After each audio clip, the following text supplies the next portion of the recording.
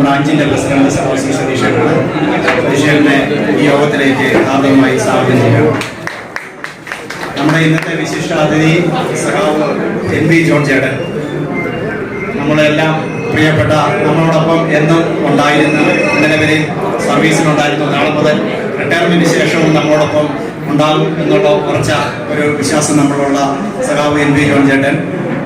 നമുക്കറിയാം 1989 diesel assistant ആയിട്ട് ട്രിവാൻഡ്രം ഡിവിഷനിൽ ജോയിൻ ചെയ്ത് അതിനുശേഷം നിരവധി പ്രൊമോഷനുകളൊക്കെ നേടി LP മെയിലായിട്ട് എറണാകുളത്ത് നിന്നും 31/1/2025 വിരമിച്ചു.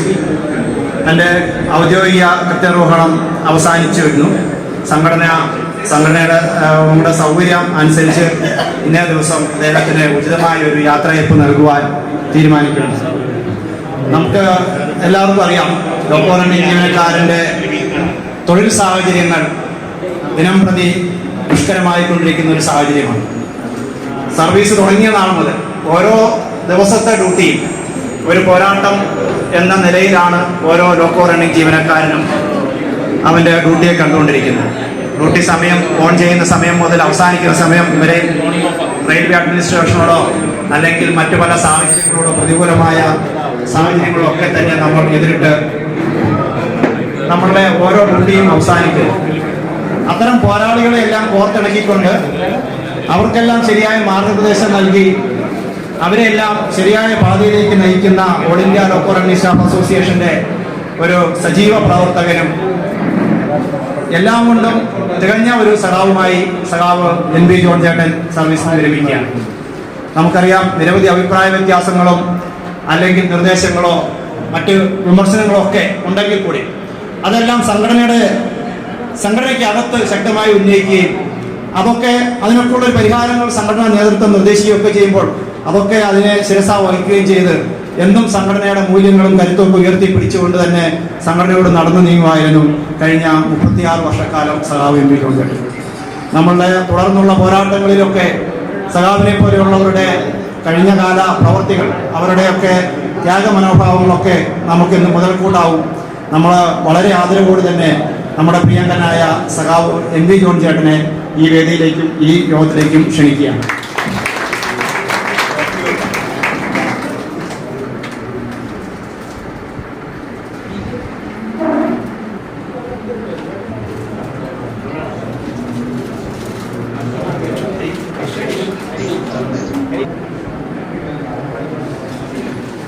നമ്മളെ ലോക്കോ റണ്ണിംഗ് ജീവനക്കാരൻ്റെ ജോലിയുടെ ഒരു ഭാഗം, ദുഷ്കരമായ ഒരു ഭാഗത്തെ ഏതെങ്കിലും തരത്തിൽ നമ്മൾ എപ്പോഴും സഹായമായി നിൽക്കുന്ന നമ്മുടെ കുടുംബാംഗങ്ങളാണ്.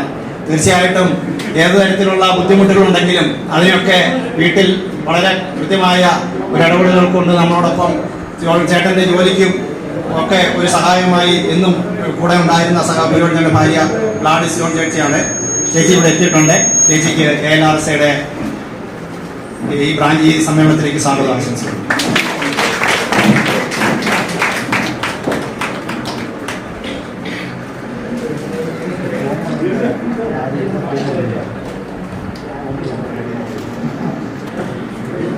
അദ്ദേഹത്തിന്റെ മകൾ ക്രിസ്റ്റി ജോൺ ഡോക്ടറാണ്, ദുബായ് ഡോക്ടറാണ്, ഇവിടെ എത്തിച്ചേർന്നിട്ടുണ്ട്.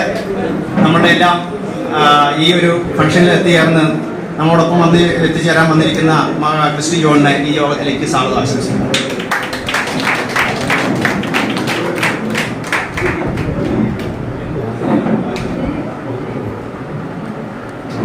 ക്രിസ്റ്റിയുടെ ഹസ്ബൻഡ് ജോമി ജോസഫ് ഇവിടെ എത്തിയിട്ടുണ്ട്. അദ്ദേഹവും ദുബായ് ഡോക്ടറാണ്. അദ്ദേഹത്തെയും ഈ യോഗത്തിലേക്ക് ആദ്യമായി സ്വാഗതം.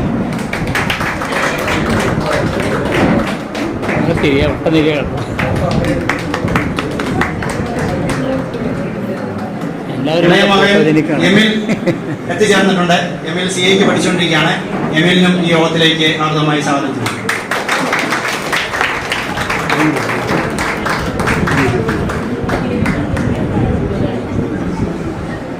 ഇന്ന് ഈ യോഗം ഉദ്ഘാടനം ചെയ്യാനായി ഇവിടെ എത്തിച്ചേർന്നിരിക്കുന്നത് സംഘടനയുടെ സെൻട്രൽ വൈസ് പ്രസിഡന്റും നമ്മുടെ എല്ലാം പ്രിയങ്കരനുമായ സഖാവ് MM റോഡി സാറാണ്.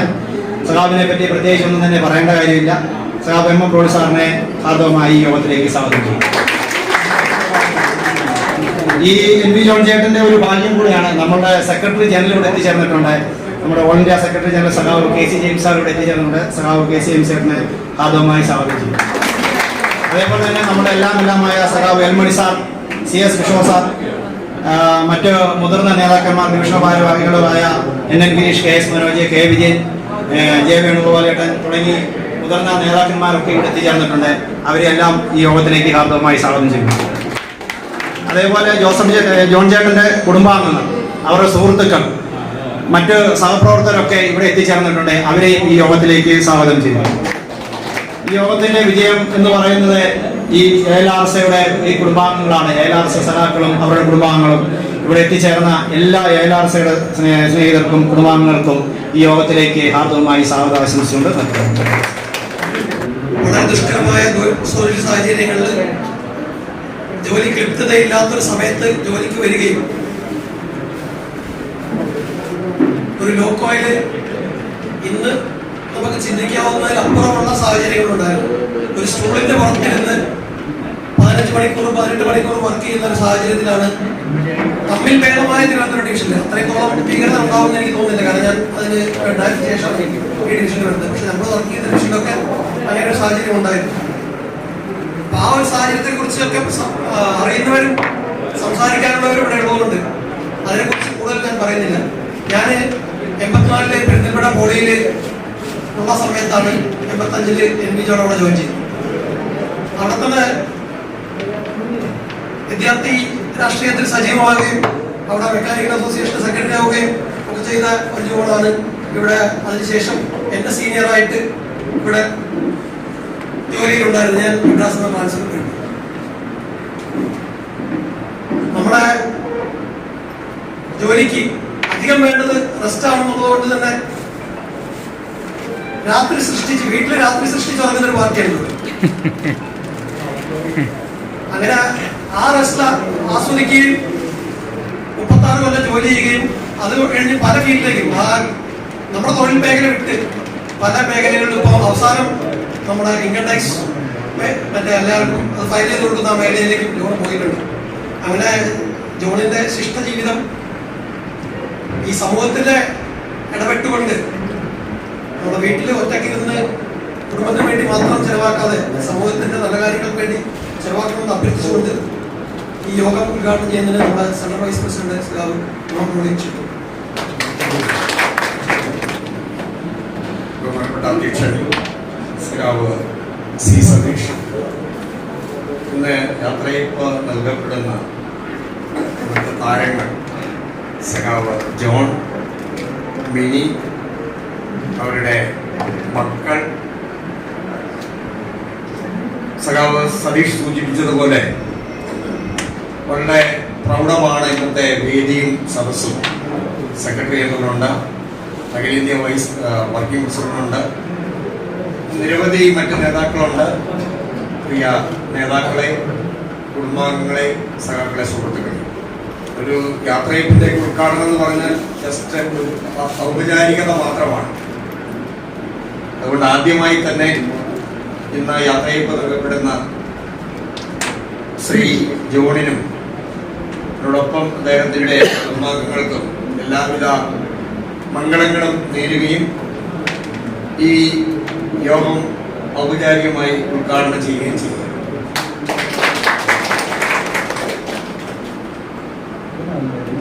ഞാൻ ഒരു പോളി പഠനകാലത്ത് നേതാവായിരുന്ന ജോണിനെ ശരിക്കും ഞാൻ ഇപ്പോഴാണ് പരിചയപ്പെടുന്നത്. ഞാൻ അങ്ങനെ ഒരു പോളി പഠനകാലത്ത് 1984-കളിലെല്ലാം വളരെ ഒരു സംഘർഷഭരിതമായിരുന്നു ഈ പോളി ജീവിതവും അവിടുത്തെ സംഘടനാ പ്രവർത്തനങ്ങളും ഒക്കെ. എനിക്ക് ചെറിയ ബന്ധങ്ങളൊക്കെ ഉണ്ടായിരുന്നു ഈ സംഘടനാ പ്രവർത്തനങ്ങളായിട്ട് അവിടെ. അപ്പോൾ കുറേയൊക്കെ സംഘർഷങ്ങൾ ഉണ്ടായിരുന്ന ഒരു കാലത്താണ്. വിദ്യാർത്ഥി രാഷ്ട്രീയം അത്യാവശ്യം ഒരു കല്ലേറും, ഞങ്ങളൊക്കെ ആണെങ്കിൽ പോളി പ്രിൻസിപ്പളിൽ ഒരു കരാവ ചെയ്ത പരിപാടികളൊക്കെ അങ്ങനെ നടക്കുന്ന ഒരു കാലമായിരുന്നു. അപ്പൊ അങ്ങനെ വലിയൊരു നേതാവിനെ ഞാനിപ്പോ ഇവിടെ അധ്യക്ഷൻ പറയുമ്പോൾ മാത്രമാണ് ഞാൻ കണ്ടത്. ഞാൻ കണ്ടിട്ടുള്ള ജോണ് വളരെ സൗമ്യനായ ആ നിലമ്പൂരെ ഒരു ഗ്രാമപ്രദേശത്തു നിന്ന് വന്ന അതിൻ്റെ നൈർമല്യവും ആ സന്തോഷവും പുഞ്ചിരിയും ഒക്കെ എപ്പോഴും മുഖത്തുള്ള ഒരു ഒരു ഒരു സാധാരണക്കാരനായ ജോണിനെയാണ് ഞാൻ പരിചയപ്പെട്ടിട്ടുള്ളത്. അതുപോലെ മിനിയും വന്നത് തന്നെ. ശരിക്കും ജോൺ പരിചയപ്പെടുന്നതിന് മുൻപ് അല്ലെങ്കിൽ ജോൺ അറിയുന്നതിന് മുൻപ് ഞങ്ങൾ കാണുന്നതിന് മുൻപ് ഞങ്ങൾ പരിചയക്കാരാണ്, തൊട്ട് അയൽവാസികളായിരുന്നു. ഞങ്ങളൊരു ക്വാർട്ടേഴ്സിന്റെ രണ്ടറ്റത്തുമാണ് താമസിച്ചിരുന്നത്. അത് കഴിഞ്ഞാൽ ജോൺ വന്ന് കണ്ടുകൂടി ജോണിന്റെ പങ്കാളിയായി. ഞങ്ങള് ഒരേ ക്വാർട്ടേഴ്സിന്റെ രണ്ടറ്റത്ത്, എനിക്ക് തോന്നുന്നു 7A-യും 7D-യും ആയിരുന്നു എന്നാണ് എൻ്റെ ഓർമ്മ. അതെ, ചെറിയ ക്ലാസ്സുകളിൽ പഠിക്കുന്ന സമയത്ത് ഞങ്ങളെല്ലാവരും ഞങ്ങൾ ഒരു വലിയ ബാച്ച് ആൾക്കാർ ഈ ഒരറ്റത്തും മറ്റേ കുടുംബാംഗങ്ങൾ പേരൻസും എല്ലാവരുമായിട്ട് അങ്ങേറ്റത്തും ആണ് താമസിക്കുന്നത്. ആ കാലമൊക്കെ ഞാൻ ഓർക്കുകയാണ്. അപ്പോ അതിനുശേഷമാണ് കേട്ടോ ഇപ്പൊ ഒരു വലിയ ഗായികയായ പിന്നിയൊക്കെ ഈ അടുത്ത കാലത്താണ് പരിചയപ്പെടുന്നത്. ഞാൻ കഴിഞ്ഞ ദിവസത്തെ പരിപാടിയെ പറ്റിയൊക്കെ കേട്ടപ്പോ വിജയകുമാറിന് അതിനെ പറ്റിയൊക്കെ എന്നോട് വളരെ വിശദീകരിക്കുമ്പോൾ ഇത്രയും വലിയ ഗായകരൊക്കെ നമ്മുടെ കൂട്ടത്തിലുണ്ടായിരുന്നല്ലോ എന്ന് എനിക്കിപ്പോഴാണ് മനസ്സിലായത്. ഞാൻ ഇടയ്ക്ക് ചില പാട്ടുകളൊക്കെ കേട്ടിട്ടുണ്ട്. ഇത്രയും മനോഹരമായി ആ പാടുന്ന ഇതിലേക്കൊക്കെ പോയത് ഈ അടുത്താണ്. എന്തായാലും ഞാൻ ഇനി ഈ വളരെ സൗമ്യനായി പ്രവർത്തിച്ചിരുന്ന ശ്രീ ജോൺ, പക്ഷെ സൗമ്യനാവുമ്പോൾ പോലും സമര പോരാട്ടങ്ങളിലെല്ലാം തുടക്കകാലങ്ങളിലെ സമര പോരാട്ടങ്ങളിൽ ജോൺ ഉണ്ടായിരുന്നു. നമ്മൾ ഏൽപ്പിക്കപ്പെട്ടിരുന്ന അല്ലെങ്കിൽ പറഞ്ഞിരുന്ന അല്ലെങ്കിൽ സമര പോരാട്ടങ്ങളിൽ ജോണും ഭാഗമായിരുന്നു. പലപ്പോഴും വിമർശനങ്ങൾ ഉന്നയിക്കാൻ ജോൺ ഉണ്ടായിരുന്നു. ആ വിമർശനങ്ങൾ കേൾക്കുകയും ഉൾക്കൊള്ളുകയും ഒക്കെ സംഘടന ചെയ്തിരുന്നു. അവസാന കാലത്തുള്ള ചില സമര പോരാട്ടങ്ങളിൽ ജോൺ ഇല്ലായിരുന്നു. അങ്ങനെ ഇല്ലായിരുന്നപ്പോഴും ആ ഇല്ലായിരുന്നതിന്റെ കാരണങ്ങൾ വിശദീകരിക്കുമ്പോഴും അത് ഉൾക്കൊള്ളുവാനും സംഘടനയ്ക്ക് സാധിക്കുമായിരുന്നു. അങ്ങനെ സമരങ്ങളിൽ ഉള്ളപ്പോഴും ഇല്ലാത്തപ്പോഴും ഉള്ളവരെയും ഇല്ലാത്തവരെയും എല്ലാം ചേർത്ത് പിടിച്ച് ഒന്നായി കൊണ്ടുപോകാൻ സംഘടന തീർച്ചയായും ശ്രമിച്ചിട്ടുണ്ട്. ജോണിന്റെ കാര്യത്തിൽ ശ്രമിച്ചിട്ടുണ്ട്. അതിന് കൃത്യമായ ഒരു ഉദാഹരണമാണ് ഇന്ന് ഈ നിറഞ്ഞ സദസ്സ്. അപ്പോ ഇതിനെപ്പറ്റിയല്ല ഞാനിങ്ങനെ വളരെ നീട്ടാതെ ഞാൻ നിങ്ങൾക്ക് രണ്ടുപേർക്കും ആയുരാരോഗ്യ സൗഖ്യം നേരുകയാണ്. നിങ്ങൾ രണ്ട് കുട്ടികൾ അവരെ നല്ല നിലയിൽ പഠിപ്പിച്ച് നല്ല വിദ്യാഭ്യാസം നൽകി അതില് ഒരാളെ ഡോക്ടറാക്കി അടുത്തയാളെ ചാർട്ടേഡ് അക്കൗണ്ടൻസിയുടെ പടിവാതിലില് അതിന്റെ വിജയത്തിന്റെ പടിവാതിൽ നിൽക്കുന്നു. അങ്ങനെ നല്ല നിലയിലെല്ലാം ഒരു കുടുംബജീവിതവും എല്ലാം കെട്ടിപ്പടുക്കുവാൻ സാധിച്ചു. ഇതിനെല്ലാം ഇനി തുടർന്നും ഈശ്വരാനുഗ്രഹം ഉണ്ടാകട്ടെ, എല്ലാവിധ മംഗളങ്ങളും ഉണ്ടാകട്ടെ, സർവ്വ ഐശ്വര്യങ്ങളും ഉണ്ടാകട്ടെ എന്ന ഞാൻ ജോണിനും കുടുംബാംഗങ്ങൾക്കും എല്ലാവർക്കും ഒരിക്കൽ കൂടി നേരുന്നു. ഞാൻ പഴയ ഓർമ്മ, ഈ പലർക്കും പല ഓർമ്മകളൊക്കെ പങ്കുവെക്കാനുണ്ടാകും. ഞാൻ ഈ മിനിയെ ഒന്ന് ശാക്തീകരിച്ച ഒരു ചെറിയ ഒരു കാര്യം കൂടി ഇവരുമായിട്ട് ബന്ധപ്പെടുത്തി ഞാൻ പറയാം. അത് മിനിക്കറിയത്തില്ലായിരിക്കും. അതുകൊണ്ട് എങ്ങനെയാണ് മിനിയെ ശാക്തീകരിച്ചതെന്നൊരു കാര്യം പറയാം. നമ്മള് 5ാം ശമ്പള കമ്മീഷനുമായി ബന്ധപ്പെട്ട് സമര പോരാട്ടങ്ങൾ നടക്കുകയാണ്. സമര പോരാട്ടങ്ങൾ ഇങ്ങനെ തുടർന്നു പോകുമ്പോൾ നമ്മൾ ഇവിടെ ഒരു വലിയ മീറ്റിംഗ് നടന്നു. ജോണ് രാവിലെ ഒരു നൈറ്റ് കഴിഞ്ഞ് വന്ന് ഓഫായിട്ടുണ്ട്. വീട്ടിൽ പോയി. അവിടെ വന്നപ്പോൾ മോനോ മോൾക്കോ ആർക്കോ ഒരാൾക്ക് സുഖമില്ല. ഭാര്യ പറഞ്ഞു ആശുപത്രി കൊണ്ടുപോകണം. ജോൺ പറഞ്ഞു മീറ്റിങ്ങിന് ചെന്നില്ലെങ്കിൽ എൽമണി ചീത്ത വിളിക്കും, പോണം. അപ്പൊ ജോൺ മീറ്റിങ്ങിന് വന്നു. മീറ്റിങ്ങിന്റെ അവസാനത്തെ തീരുമാനം ഒരു പത്രസമ്മേളനം ഉണ്ട്. ഇവിടെയുള്ള കുറച്ച് പേര് അവിടെ പത്രസമ്മേളനത്തിന് പോകണം. ആ പത്രസമ്മേളനത്തിന് പോയി അവിടെ പത്രക്കാരെയൊക്കെ കണ്ട് കാര്യം പറയുമ്പോൾ വെറുതെ എൽമണി റോളിയും പോയാൽ പോരാ, കുറച്ച് പേര് ഈ കാര്യങ്ങളെ കുറിച്ച് വിശദീകരിക്കാൻ അവർ പോകണം. അപ്പൊ ഞാൻ ജോണിനോട് പറഞ്ഞു ജോൺ വരണം. ജോൺ പറഞ്ഞു വരികയല്ല, എനിക്ക് വീട്ടിൽ ചെല്ലണം. ഇപ്പൊ പോകുന്നത് തന്നെ വഴക്കിലാണ്. ഇനി തിരിച്ചു പോയി കുട്ടിയെ സ്കൂളിൽ ആശുപത്രി കൊണ്ടുപോകാൻ ചെന്നില്ലെങ്കിൽ അതൊരു വലിയ വഴക്കാണ്. ഞാൻ പറഞ്ഞു ഞാൻ നിങ്ങളെ കൊണ്ടേ പോകും, ഞാൻ കൊണ്ടുപോകും. ഞാൻ കുട്ടി പിടിച്ചു, ഞാൻ കൊണ്ടുപോയി പത്രസമ്മേളനം കഴിഞ്ഞു. പത്രസമ്മേളനം കഴിഞ്ഞപ്പോൾ അവർ പറഞ്ഞു, അതിൽ പല പത്രക്കാരും പറഞ്ഞു ഞങ്ങൾക്ക് കുറെ വിശദീകരണങ്ങൾ വേണം, നിങ്ങൾ ഇവിടെ ഉണ്ടാകണം. ഞാൻ പറഞ്ഞു ജോൺ ഇവിടെ ഏറ്റവും അടുത്തുള്ള ആൾ ജോൺ ഇവിടെ ഉണ്ടാകണം. അപ്പൊ ജോൺ പറഞ്ഞില്ല, പ്രശ്നമാകും. ഞാൻ പറഞ്ഞില്ല പ്രശ്നമാകിയല്ല, ഞാനും കൂടെ കൂടി നോക്കാം, പ്രശ്നമാകിയല്ല. അപ്പൊ ഞാനിവിടെ പിടിച്ചു നിർത്തി. അപ്പൊ പത്രക്കാർ വരാമെന്ന് പറഞ്ഞത് പിന്നെ ഊണ് കഴിഞ്ഞിട്ടാണ്. ഞങ്ങൾ എൻ്റെ കൂടെ പോയി. ഞങ്ങൾ ഒരു ഊണൊക്കെ കഴിച്ച് ഞങ്ങൾ തിരിച്ച് അവിടെ പത്രക്കാർക്ക് വേണ്ടി വെയിറ്റ് ചെയ്തു. പത്രക്കാരെയൊക്കെ കണ്ട് അതിന് ശേഷമാണ് പോകുന്നത്. അപ്പോ ജോൺ അപ്പൊ ഇടയ്ക്കിടയ്ക്ക് പറയും ഞാൻ ഈ പ്രശ്നം വരും. അപ്പൊ ഞാൻ പറഞ്ഞു എനിക്ക് പിന്നെ അറിയാം, നല്ല വിദ്യാഭ്യാസം ഉണ്ട്.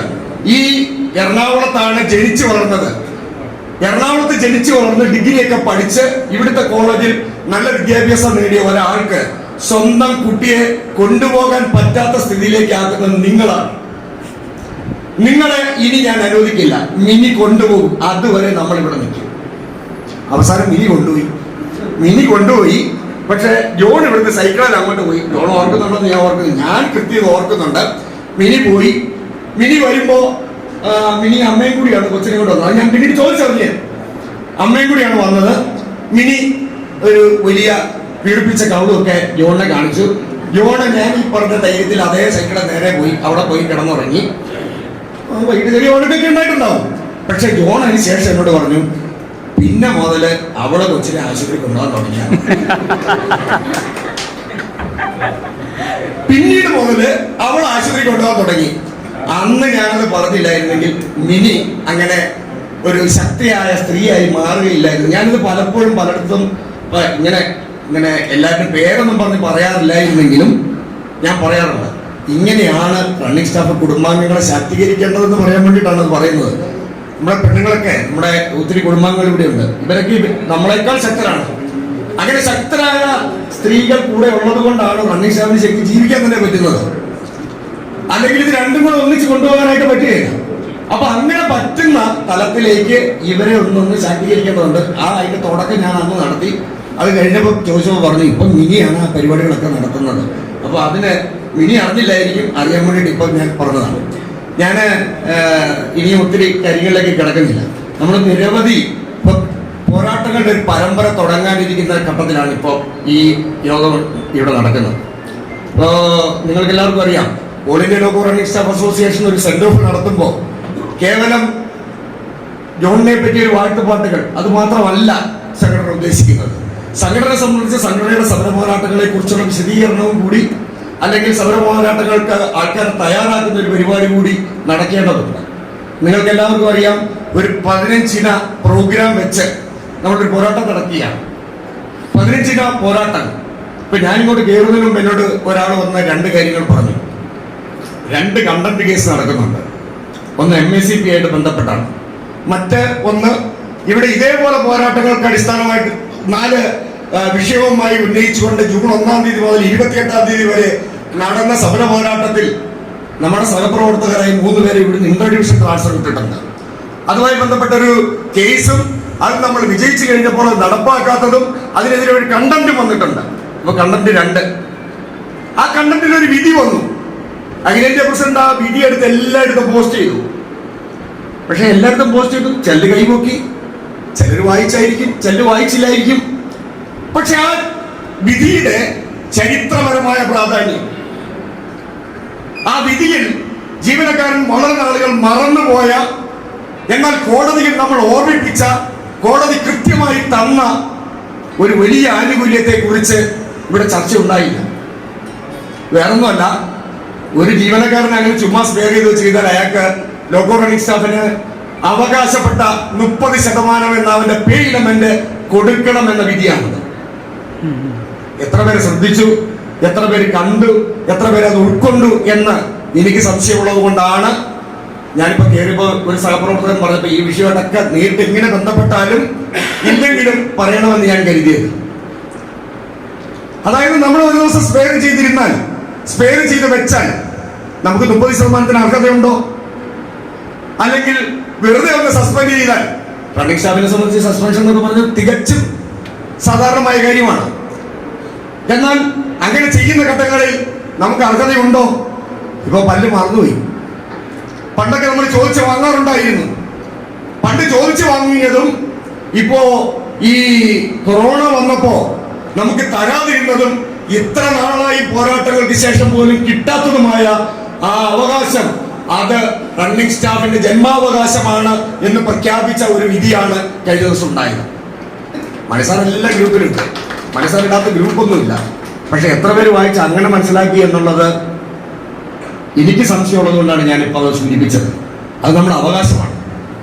ആ അവകാശം സാധിച്ചു കിട്ടാനായിട്ട് 3 പേരുടെ ട്രാൻസ്ഫറും പിന്നെ അതിനെതിരെ ഒരു കേസും അതിനെ തടയി അതിന് വേണ്ടി കണ്ടന്റും ഒക്കെ ഉണ്ടാകേണ്ടി വന്നു.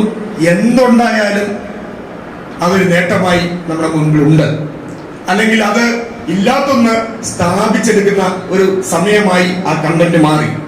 മറ്റൊരു കണ്ടന്റ് MSCക്കാണ്. ഞാനിപ്പോൾ അതിന്റെ വിശദീകരണത്തിലേക്ക് പോകുന്നില്ല, സമയം വളരെ അധികം എടുക്കുമെന്നുള്ളത് കൊണ്ട്. ഈ അന്ന് നമ്മൾ ഉയർത്തിയ 28 ദിവസം നടത്തിയ പോരാട്ടം, ആ പോരാട്ടത്തിന്റെ അടുത്ത ഘട്ടത്തിലേക്ക് കടക്കുക. അതായത് അതുൾപ്പെടെ 15 വിഷയങ്ങൾ ഉന്നയിച്ചുകൊണ്ട് വീണ്ടും കൺവെൻഷനുകളും നിരാഹാരവും, അതിനുശേഷം വീണ്ടും പാർലമെന്റ് മാർച്ചും, വീണ്ടും ജീവനക്കാരൻ ഈ അവകാശങ്ങൾ അവൈൽ ചെയ്യുന്ന സ്ഥിതിയിലേക്ക് മാറുകയാണ്. നിങ്ങൾ പോസ്റ്ററുകൾ കണ്ടിട്ടുണ്ടാവും. പക്ഷെ വളരെ ഗൗരവത്തോടെ എടുക്കേണ്ട ഒരു അവസരം അല്ലെങ്കിൽ ഒരു വിഷയമാണ് ഇതെന്നുള്ളത് കൊണ്ടാണ് ഈ സെന്റ് ഓഫ് മീറ്റിംഗിൽ ഞാനത് ഉന്നയിക്കുന്നത്. നിങ്ങൾക്കറിയാം, ഈ 20-ാം തീയതി ഇപ്പൊ കൺവെൻഷൻ വരാൻ പോകുന്ന 2 ദിവസം കഴിഞ്ഞ് 13-ാം തീയതി അന്ന് ചർച്ച ചെയ്യേണ്ട വിഷയമാണിത്. പക്ഷേ കൺവെൻഷൻ വന്നാൽ ഈ കാണുന്നവരല്ലായിരിക്കും, മറ്റു ആയിരിക്കും എന്നുള്ളത്. റണ്ണീങ് സ്റ്റാഫ് അങ്ങനെയാണ്. ഇന്ന് ട്രെയിൻ പോകുന്നവർക്ക് 13-ാം തീയതി പങ്കെടുക്കാൻ പറ്റിയില്ല എന്ന് വരും. അപ്പൊ കിട്ടുന്ന അവസരങ്ങളെല്ലാം പറഞ്ഞാലേ പരമാവധി ആൾക്കാർ ഈ വിവരം അറിയുകയുള്ളൂ. അപ്പോ ഈ 13-ന് കൺവെൻഷൻ കഴിഞ്ഞ് 20-ന് നമ്മൾ തുടങ്ങുന്ന 36 മണിക്കൂർ നിരാഹാര സമരം, അതിന് കേവലം ഒരു നിരാഹാരമായിട്ട് മാത്രമല്ല നമ്മൾ നടത്തുന്നത്. ആ നിരാഹാരം 36 മണിക്കൂർ നടത്തുമ്പോൾ നമ്മുടെ റണ്ണിംഗ് റൂമുകളും നമ്മളുടെ ഭക്ഷണശാലകളും, അതായത് ട്രെയിനിങ് സ്കൂൾ ഉൾപ്പെടെ നമ്മള് കൂട്ടിക്കെട്ടിക്കുന്ന വിധത്തിലുള്ള ജോലിയിലും വിശ്രമത്തിലും നിരാഹാരം അനുഷ്ഠിക്കുന്ന തലത്തിലേക്ക് നമ്മുടെ 36 മണിക്കൂർ നിരാഹാര സമരം മാറ്റേണ്ടതുണ്ട്.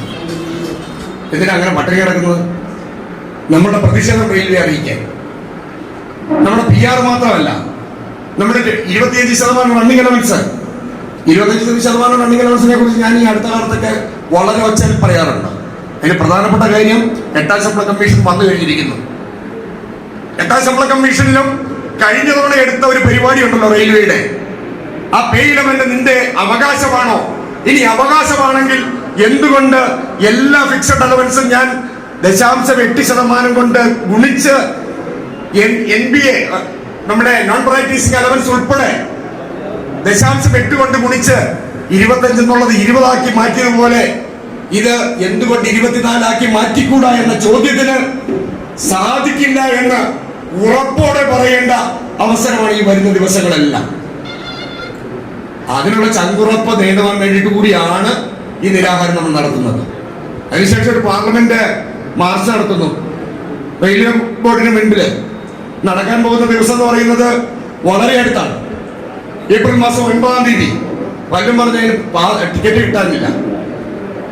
എനിക്ക് പറയാനുള്ളത്, ടിക്കറ്റ് കിട്ടിയാലും കിട്ടിയില്ലെങ്കിലും നമ്മുടെ പരമാവധി ആൾക്കാർ അവിടെ ഉണ്ടാകണമെന്നാണ് എനിക്ക് പറയാനുള്ളത്. എന്തിനാണ്? 8ാം ശമ്പള കമ്മീഷൻ വരുന്നു, പേ ഇലമെന്റിന്റെ ഇഷ്യൂ കിട്ടുന്നു, 20% വർധനവ് തരേണ്ടത് നിയമപ്രകാരം എല്ലായിടത്തും കിട്ടുമെങ്കിലും തരുന്നില്ല. ഇപ്പൊ നമുക്കൊരു ഒരു UPS ഉത്തരവ് വന്നല്ലേ.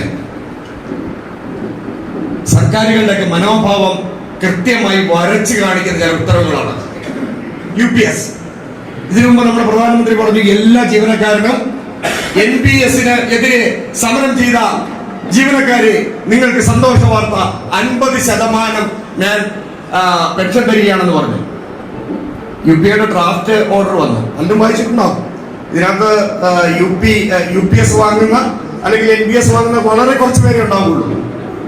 പക്ഷേ ഈ നിലപാടുകൾ, നയങ്ങൾ അതറിയാനായിട്ട് NPS വാങ്ങണമെന്നൊന്നുമില്ല.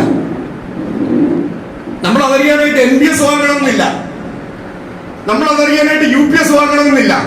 പക്ഷെ ആ നയങ്ങൾ നമ്മൾ തിരിച്ചറിയാൻ വേണ്ടി എന്താണ് ഓരോ ഉത്തരവുകളിലെയും യഥാർത്ഥ ഒളിഞ്ഞിരിക്കുന്ന ചതിക്കുഴികളെന്ന് നമ്മൾ അറിയേണ്ടതുണ്ട്. അന്ന് നമ്മൾ കേട്ടത് 50% പെൻഷൻ തരുമെന്നാണ്. പക്ഷെ ഇപ്പൊ വായിച്ചു വരുമ്പോ 0.5 of the pay into qualifying months divided by 300 into IC by BC എന്നൊക്കെ കുറെ ഫോർമുലയൊക്കെ എഴുതി വെച്ചിട്ട് ആണ് ഞാൻ പെൻഷൻ തരാൻ പോകുന്നതെന്ന് പറഞ്ഞു. ഞാൻ വിശദാംശങ്ങളിലേക്കൊന്നും കിടക്കുന്നില്ല. ഈ ഫോർമുലയൊക്കെ നോക്കുമ്പോൾ വളരെ വളരെ ചുരുക്കം 25 വർഷം സർവീസ് ആയവർക്ക് മാത്രമായിരിക്കും ഈ മിനിമം 50% പറയുന്ന പെൻഷൻ കിട്ടാൻ പോകുന്നത്. വിശദാംശങ്ങളൊക്കെ അടുത്ത ദിവസം മീറ്റിംഗ് നമുക്ക് ചർച്ച ചെയ്യാം. 25 താഴെയുള്ളവർക്ക് കിട്ടുകയില്ല. മിനിമം പെൻഷൻ 10,000 എന്ന് പറഞ്ഞത് തികച്ചും അപ്രാപ്യമാണ്. 25 ഒരാള് അയാള് ഒരു VR ആണെങ്കിൽ റിട്ടയർ ആയ 60-ാം വയസ്സിലേ കിട്ടുകയുള്ളൂ. കണ്ണീസാമിനിടയ്ക്ക് വളരെ സാധാരണമായി കമ്പൽസറി റിട്ടയർമെന്റ് ആണെങ്കിലോ, കണ്ണീസാമിനിടയ്ക്ക് കമ്പൽസറി റിട്ടയർമെന്റ് എന്ന് പറയുന്നത് പുത്തരിയൊന്നുമല്ല. ഇപ്പൊ കമ്പൽസറി റിട്ടയർമെന്റ് ആണ്, പെൻഷൻ കിട്ടും. അതിനോ പെൻഷനേ ഇല്ല. റിമൂവൽ ആണെങ്കിൽ ചിന്തിക്കുകയേ വേണ്ട. ഇപ്പോഴോ ഇപ്പൊ കമ്പാഷൻ പെൻഷൻ കിട്ടാനുള്ള അർഹതയുണ്ട്, അത് ചിന്തിക്കുകയേ വേണ്ട. അപ്പോ നമ്മൾ ആ നയം എന്താണെന്ന് നമ്മൾ തിരിച്ചറിയേണ്ടതുണ്ട്. പക്ഷെ അപ്പോഴും ഞാനത് പറയുമ്പോ ചിലപ്പം ഞാൻ പറയുന്നത് രാഷ്ട്രീയമാണ് എന്ന് കണ്ടെന്ന് വരാം. ഞാൻ പറയുന്നത് ഏതെങ്കിലും രാഷ്ട്രീയ പ്രസ്ഥാനത്തിന് എതിരായോ അനുകൂലമായോ പറയുകയാണ് എന്ന് ചിലരെങ്കിലും തെറ്റിദ്ധരിക്കുകയോ തെറ്റിദ്ധരിപ്പിക്കുകയോ ശ്രമിക്കുകയോ ചെയ്തെന്ന് വരാം. ഞാൻ പറയുന്നത് പച്ചയായ തൊഴിലാളി വർഗ രാഷ്ട്രീയമാണ്. തൊഴിലാളി വർഗത്തിന് മാത്രം അറിയേണ്ട, അറിഞ്ഞിരിക്കേണ്ട, എന്നും പറയേണ്ട രാഷ്ട്രീയമാണ് ഞാൻ പറഞ്ഞത്. ഇന്നിപ്പോ അങ്ങനെയുള്ള രാഷ്ട്രീയം കുറച്ച് കുറഞ്ഞുകൊണ്ടിരിക്കുക കേട്ടോ. ഇവിടെ നല്ല രാജ്യത്ത്, ഈ രാജ്യത്തൊന്നല്ല, ഈ ലോകത്തിൽ എവിടെ എടുത്താലും അവിടെയെല്ലാം മുതലാളി വർഗം അവരുടെ കൊടികൾ ഏറ്റവും മുകളിൽ കെട്ടുകയും തൊഴിലാളി വർഗത്തിന്റെ കൊടികളോ അവരുടെ ശബ്ദമോ കേൾക്കാത്ത തലത്തിലേക്ക് മാറ്റുകയും ചെയ്യുന്ന സ്ഥിതിവിശേഷമാണുള്ളത്. ഇതിവിടെയല്ല, ലോകത്തിന്റെ ഏത് കോണിലെടുത്താലും ഒന്നുകിൽ ഒരു വിദ്വേഷ പ്രചരണം കൊണ്ട് വോട്ടുകൾ നേടുന്ന പരിപാടിയായിരിക്കാം, അല്ലെങ്കിൽ വർഗീയത കൊണ്ട് വോട്ടുകൾ നേടുന്ന പരിപാടിയായിരിക്കാം, അല്ലെങ്കിൽ ക്യാപിറ്റലിസം മാത്രമാണ് നന്മ എന്ന് പറഞ്ഞുകൊണ്ട് വോട്ട് നേടുന്ന പരിപാടിയായിരിക്കാം. ഏത് പരിപാടിയാണെങ്കിലും അവിടെ തൊഴിലാളി വർഗത്തിന്റെ ശബ്ദം അതില്ലായ്മ ചെയ്യുന്ന രീതിയിലേക്ക് മാറിക്കൊണ്ടിരിക്കുകയാണ്. നമ്മുടെ ഇടയിൽ ഇതുപോലുള്ള ഒത്തിരി കുത്തിത്തിരിപ്പുകൾ വരുന്ന കാലമാണ്. അതെങ്ങനെ നടത്തുന്നത്? ചിലപ്പോൾ ചില വിഷയങ്ങൾ ഉന്നയിക്കുമ്പോ, മൈലേജിന് വേണ്ടി സമരം ചെയ്യുമ്പോ, യഥാർത്ഥത്തിൽ നിങ്ങൾ മൈലേജിന് വേണ്ടിയല്ല ഈ സമരം, നിങ്ങളുടെ ഈ സമരം ഞങ്ങളുടെ സർക്കാരിനെതിരെയാണ് എന്നൊരു പ്രചരണം നടത്താം. ഇത് ഞങ്ങളുടെ സർക്കാരിനെതിരെയുള്ള സമരമാണ്, നിങ്ങൾക്ക് മൈലേജിന് വേണ്ടിയിട്ടല്ല, നിങ്ങൾ മറ്റേ പാർട്ടിയുടെ കൂടെയാണ് കൂടിയത്. നമുക്കൊരു പാർട്ടിയുണ്ട്, നമുക്കുള്ള പാർട്ടി നമ്മുടെ പാർട്ടിയാണ്. ആ പാർട്ടി തൊഴിലാളി വർഗത്തിന്റെ പാർട്ടി മാത്രമാണ്. ഈ തിരിച്ചറിവ് നമുക്ക് എന്ന് നഷ്ടപ്പെടുന്നോ, ആ നഷ്ടപ്പെടുമ്പോൾ ഈ പറയുന്ന വികാരങ്ങളുടെ ഒപ്പം നമ്മൾ കൂടും. ഇതൊരു പ്രചരണം കേട്ടോ, ഇതിലൂടെ നിരവധി പ്രചരണങ്ങളുണ്ട്. മറ്റൊരു പ്രചരണമാണ് നേതാക്കന്മാരൊക്കെ ഇപ്പൊ മോശം എന്ന് പറഞ്ഞിരിക്കുക. നേതാക്കന്മാരൊക്കെ വയസ്സായി, നേതാക്കന്മാർക്കൊക്കെ ഇപ്പം മറ്റേ ഏജന്റിന്റെ പണികളുണ്ട്, നേതാക്കന്മാരുടെ ഇപ്പൊ സുഖവാസത്തിന് പോകുന്ന ആൾക്കാരാണ്, നേതാക്കന്മാർക്കൊക്കെ അങ്ങനെ അങ്ങനെ അങ്ങനെ പല കാര്യങ്ങളും പ്രചരിപ്പിക്കും. നേതൃത്വത്തെ അതിന് ഇല്ലായ്മ ചെയ്യുകയോ ശിഥിലീകരിക്കുകയോ അതിന്റെ ശക്തി കുറയ്ക്കുകയോ ചെയ്യുക എന്നുള്ളത് ഇതുപോലെ ഇടപെടുന്നവരുടെ ഒരു പരിപാടിയുടെ ഭാഗമാണ്. തിരിച്ചറിയേണ്ടതുണ്ട്. ഒന്ന്, ഞാൻ ആദ്യം സൂചിപ്പിച്ച വിഷയം യഥാർത്ഥത്തിൽ ഈ വിഷയത്തിന് വേണ്ടിയിട്ടല്ല. രണ്ടവര് വിഷയമായ അല്ലെന്ന് പറയും, അത് മൂന്നാമത്തേതാണ്. ചിലപ്പോൾ എനിക്ക് തോന്നുന്നു അതാണ് ഏറ്റവും ആദ്യത്തോടും തോന്നുന്നു കേട്ടോ. 10 മണിക്കൂർ നമ്മൾ ജോലി ചെയ്യണം. രാജ്യസ്നേഹം വലിയ പ്രശ്നം. അപ്പൊ നമ്മള് ഈ സ്നേഹം മുമ്പിൽ വെച്ച് 10-12 മണിക്കൂർ ജോലി ചെയ്യണം. വലിയ മുതലാളിമാർക്ക് 70 മണിക്കൂർ ആഴ്ച ജോലി ചെയ്യണമെന്ന് പറയുന്ന കാലം. ജോലി സാറിന് ബോറടിക്കുന്നുണ്ടാവും, എന്നാലും പറയാതിരുന്നാല് എനിക്കൊരു മനസ്സമാധാനം ഉണ്ടാക്കില്ല. അതുകൊണ്ട് ഞാൻ പറയും, ആ 90 ജോലി ചെയ്യണമെന്ന് പറയുന്ന കാലമാണ്. നിയമങ്ങൾ മാറ്റി എഴുതാമെന്നാണ് ഇപ്പോൾ ഗവൺമെന്റുകൾ പറയുന്നത്. നിയമങ്ങൾ മാറ്റി എഴുതി ജോലി സമയം വർദ്ധിപ്പിക്കണം എന്ന് പറയുന്ന ഘട്ടത്തിലാണ് നമ്മൾ നിൽക്കുന്നത്. എന്നിട്ട് പറയുന്നത് അങ്ങനെയാണ് ജപ്പാനൊക്കെ രക്ഷപ്പെട്ടതെന്നാണ് പറയുന്നത്. ജപ്പാൻ രക്ഷപ്പെട്ടത് അങ്ങനെയാണ് പോലും. പക്ഷെ ചരിത്ര രേഖകൾ നോക്കുമ്പോൾ അങ്ങനെയല്ല. തൊഴിലാളികളെ ഒന്നിച്ച് ചേർത്ത് പിടിച്ചു തന്നെയാണ് രക്ഷപ്പെട്ടത്. അവനെ വിഘടിപ്പിച്ചുകൊണ്ടോ അവനെ രണ്ടാം തരക്കാരനായി കണ്ടുകൊണ്ടോ അല്ല എന്ന് ചരിത്രങ്ങൾ കൃത്യമായി പറയുന്നു. ഞാൻ പറയുന്നത് ഞാൻ ഇനിയും പറഞ്ഞു വരുമ്പോ ഈ ഇവിടെ ഒരു തൊഴിലാളി ഇവരൊരു നമ്മുടെ മീറ്റിംഗ് ആയി പോകും എന്നുള്ളത് കൊണ്ട് ഞാൻ കൺസോൾട്ട് ചെയ്യും. എന്നാലും ഇതുപോലെ ചില കാര്യങ്ങൾ പറയാത്ത പക്ഷം നമ്മളെ ഇപ്പോൾ നടക്കുന്ന സമര പോരാട്ടങ്ങളോട് ഒരു നീതി പുലർത്താത്ത അല്ലെങ്കിൽ അതിനെ കൃത്യമായി വിലയിരുത്താത്ത ഒരു തലത്തിലേക്ക് നമ്മൾ പോകും. ഞാൻ പറഞ്ഞതുപോലെ നമ്മൾ പല വിഷയങ്ങളും ഉന്നയിക്കുമ്പോൾ മൈലേജിനെ സംബന്ധിച്ച് നമുക്ക് കൃത്യമായി എല്ലാ ജീവനക്കാരനും കൊടുത്ത 25% ടിഎയുടെ വർധനവ് ലോക്കോ റണ്ണിംഗ് ജീവനക്കാരൻ ചോദിക്കുമ്പോ, അല്ലെങ്കിൽ ജോലി സമയത്തിന്റെ കുറവ് ചോദിക്കുമ്പോ, PR-നെ പറ്റി ചോദിക്കുമ്പോ പല വിധത്തിലുള്ള ന്യായങ്ങൾ പറഞ്ഞുകൊണ്ട് ഇത് ശരിയല്ല എന്ന് പറയുന്നത് ശരിക്കും all India loco running staff അസോസിയേഷനെ പരാജയപ്പെടുത്തുവാനല്ല, നിങ്ങളിൽ ഓരോരുത്തരെയും പരാജയപ്പെടുത്തുവാനാണെന്ന് തിരിച്ചറിയേണ്ടതുണ്ട്. അതിന്റെ നേതൃത്വം ശരിയല്ല എന്ന് പറയുമ്പോൾ, ആ ആവശ്യം ഉന്നയിക്കുന്നത് രാഷ്ട്രീയ താല്പര്യത്തോടെയാണെന്ന് പറയുമ്പോൾ, അതിന്റെ എല്ലാം പിന്നിൽ ഒളിച്ചിരിക്കുന്ന ആ ചതിക്കുഴി നമ്മൾ കണ്ടെത്തേണ്ടതുണ്ട്. നമ്മള് ഇവിടെ നിന്നല്ല, തൊഴിലാളി വർഗം ലോകം മുഴുവൻ പൊരുതുന്നത് അവിടുത്തെ സർക്കാരുകൾക്കെതിരായിട്ടാണ്. നമ്മളും അങ്ങനെയായിരുന്നു. നമ്മൾ എല്ലാ കാലത്തും ഈ കോൺഗ്രസ്സുകാരും CPM-കാരും BJP-കാരും എല്ലാവരോടും കൂടിയാണ് നമ്മൾ മൻമോഹൻ സിംഗിനെയും നമ്മുടെ ഇതിനു മുൻപ് ഇന്ദിരാഗാന്ധിയെയും 1970-കളിൽ ഇന്ദിരാഗാന്ധിയെയും വലിയ അയൽ നേടിയ ലോക്കോ റണ്ണിംഗ് സ്റ്റാഫ് മുട്ട നിർത്തി അന്നത്തെ ഭരണാധികാരികളെ ഏറ്റുമുട്ടിക്കൊണ്ട് തന്നെയാണ് LRC ഇവിടെ വരെ എത്തിയത്. അപ്പൊ എനിക്ക് പറയാനുള്ളത്, നമ്മൾ അടുത്ത പോരാട്ടത്തിന് ഒരുങ്ങുമ്പോൾ ഇതേപോലെ നിരവധി തെറ്റായ പ്രചരണങ്ങൾ വരും. ആ പ്രചരണങ്ങളെ നമ്മൾ നേരിടേണ്ടതുണ്ട്, ചെറുത്ത് തോൽപ്പിക്കേണ്ടതുണ്ട്. ഇത് തെറ്റാണ് എന്ന് കൃത്യമായി പറയേണ്ടതുണ്ട്. അപ്പൊ അങ്ങനെയൊക്കെ പറയുമ്പോ ചിലപ്പോ ഇന്നിപ്പോ നമ്മള് രണ്ടുപേരും ഒന്നിച്ച് റിട്ടയറായി, രണ്ടുപേർക്ക് ഒന്നിച്ച് റിട്ടയർമെന്റ് കൊടുക്കേണ്ട രീതിയിൽ ചിലപ്പോ ഒരാളായി മാറും. അതപ്പോ സംഘടനയുടെ രാഷ്ട്രീയമാണ് എന്ന് പറയും. സംഘടനയ്ക്ക് അങ്ങനെ പ്രത്യേക രാഷ്ട്രീയമില്ല. ഞാൻ നേരത്തെ പറഞ്ഞ തൊഴിലാളി വർഗ രാഷ്ട്രീയം അല്ലാതെ ഒരു രാഷ്ട്രീയം. നമ്മൾ കഴിഞ്ഞ തവണ മന്ത്രിയെ കണ്ടത് നമ്മുടെ സെക്രട്ടറി ജനറലും വർക്കിംഗ് പ്രസിഡന്റും സോണൽ പ്രസിഡന്റും എല്ലാം കൂടി മന്ത്രിയെ കണ്ടത് രാഹുൽ ഗാന്ധിയോടൊപ്പമാണ്. നമ്മളാരും കോൺഗ്രസ് ചേർന്നില്ല. ഇവരാരും ആരെങ്കിലും കോൺഗ്രസ് വോട്ട് ചെയ്യുമെന്നും എനിക്കറിയില്ല. എനിക്ക് അടുത്ത കാലത്ത് CPM-ന്റെ മുദ്ര ചാർത്തി കിട്ടിയിട്ടുണ്ട്. CPM-ന്റെ വളരെ ഹാർഡ്കോറായിട്ട് എനിക്കൊരു മുദ്ര ചാർത്തി കിട്ടിയിട്ടുണ്ട്. ഞാൻ നാട്ടിൽ ചെന്ന് കഴിഞ്ഞാൽ അടി വാഴ്ച കിട്ടും. അവിടെ ചെന്ന് എന്റെ CPM പറഞ്ഞേ ഒരൊറ്റ എന്നെ ആ പരിസരത്ത് പിടിക്കും. അപ്പൊ അതാണ് എനിക്ക് എന്റെ നാട്ടിലെ CPM രാഷ്ട്രീയം. ഇവിടെ എനിക്ക് CPM ആണ്, ഇവിടെ ഞാൻ ഭയങ്കര CPM എന്നാണ് എനിക്ക് കിട്ടിയ മുദ്ര. ഇരിക്കട്ടെ, സന്തോഷം. ഞാൻ ദീർഘിപ്പിക്കുന്നില്ല. ഇതേപോലെ പല വിധത്തിൽ സംഘടനയുടെ മുൻപില് ഈ രാഷ്ട്രീയമാണ് എന്ന ആരോപണം ഉന്നയിച്ചുകൊണ്ട്, ഈ വിഷയം ശരിയല്ല എന്ന് പറഞ്ഞുകൊണ്ട് ഇവിടെ ശത്രുപക്ഷത്ത് ഇങ്ങനെ കഴിഞ്ഞ ഒരു ദിവസം ഞാൻ ഒരു മീറ്റിംഗില് നമ്മളുടെ സമരമല്ലാത്ത മറ്റു മാർഗമില്ലാന്ന് പറഞ്ഞപ്പോ, എന്നാ പിന്നെ നിങ്ങൾക്ക് സർവീസിൽ ഉണ്ടായിരുന്നപ്പോ ചെയ്യാൻ പാടില്ലായിരുന്നു എന്ന് ചോദിച്ചു. ഈ ചോദിച്ച പുള്ളി ഒരു പുതിയ പയ്യനാണ്. അപ്പൊ ഞാൻ പറഞ്ഞു അത്യാവശ്യം ചെയ്യാവുന്നതൊക്കെ ചെയ്തായിരുന്നു എന്ന് പറഞ്ഞു.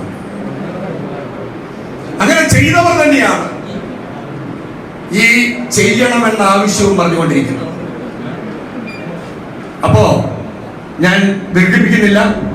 സംഘടന ഇപ്പോ ഞാൻ തുടക്കത്തിൽ പറഞ്ഞതുപോലെ ജോണായാലും മറ്റേത് വ്യക്തിയായാലും സംഘടനയുടെ പരിപാടികളോട് ചേർന്ന് നിൽക്കുമ്പോൾ അവരുടെ സന്ദേഹങ്ങളും സംശയങ്ങളും എല്ലാം പങ്കുവെക്കുവാനും അതിന് കൃത്യത വരുത്തുവാനും ഉള്ള എല്ലാ സ്വാതന്ത്ര്യവും ഉണ്ടായിരുന്നു. അത് തീർച്ചയായും പൂർണ്ണമായി ഉപയോഗിച്ച ഒരു വ്യക്തിയാണ് സഖാവ് ജോൺ. സഖാവ് ജോൺ അങ്ങനെ പറയുമ്പോഴും സഖാവ് ജോണിന്റെ അഭിപ്രായ വ്യത്യാസങ്ങൾ മീറ്റിംഗുകൾ ഉൾപ്പെടെ അദ്ദേഹം പറഞ്ഞിട്ടുണ്ട്. അവിടെ അങ്ങനെ അഭിപ്രായ വ്യത്യാസങ്ങൾ പറയുന്നത് ഒരാളെയും മാറ്റി നിർത്തുവാൻ ഒരു കാരണമായി സംഘടന ഒരിക്കലും ഏറ്റെടുത്തിട്ടില്ല. എന്നാൽ പിന്നെ ഞാൻ ഇങ്ങനെ പോകുള്ളൂ എന്ന് പറഞ്ഞാൽ, ഞാൻ ഈ കൊടി പിടിക്കില്ല എന്ന് പറഞ്ഞാൽ, ഞാൻ ഈ പറയുന്നതിനെതിരാണെന്ന് പറഞ്ഞാൽ, അപ്പോൾ നമ്മൾ ചേർത്ത് പിടിക്കാൻ തന്നെ നോക്കിക്കോട്ടോ. ഒരു വർഷമൊന്നുമല്ല, 5-6 വർഷം, അവസാനം നിമിഷം വരെ. പക്ഷെ അപ്പോഴും ഇല്ലെങ്കിൽ നമുക്ക് ചിലപ്പോൾ ചേർത്ത് പിടിക്കാൻ പറ്റുകയില്ല എന്ന് വരും. അത്രമാത്രം. ഞാൻ അങ്ങനെ ഈ സർവീസ് കാലയളവിൽ മുഴുവൻ സംഘടനയോടൊപ്പവും സംഘടന ജോണിനോടൊപ്പവുമായിരുന്നു. അങ്ങനെയാണ് ചിലപ്പോ എല്ലാ ജീവനക്കാരും വളരെ ധീരരും ഏത് സമരവും ഏത് സമയത്തും ചെയ്യാവുന്നവരൊന്നും ആകണമെന്നൊന്നുമില്ല. പക്ഷെ അങ്ങനെ പറ്റാത്തപ്പോഴും അതിന്റെ കാരണങ്ങൾ പറഞ്ഞാൽ തീർച്ചയായും സംഘടനയ്ക്ക് അത് ബോധ്യപ്പെടാൻ പറ്റും. അങ്ങനെ എല്ലാ വിധത്തിലും ഒരു കറകളഞ്ഞ പ്രവർത്തകനായിരുന്നു സഖാവ് ജോൺ. അങ്ങനെ കഥ കളഞ്ഞ പ്രവർത്തകർ, ധീരരായ നേതാക്കൾ, ശക്തരായ പ്രക്ഷോഭകാരികൾ എല്ലാം ഈ സംഘടനയിലുണ്ട്.